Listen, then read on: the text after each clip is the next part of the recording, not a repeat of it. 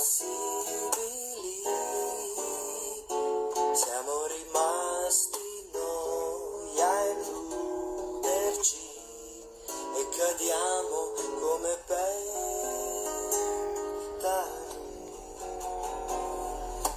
Piangere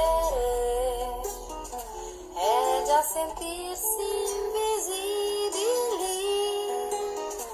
ed ogni volta un po' più liberi da questa realtà.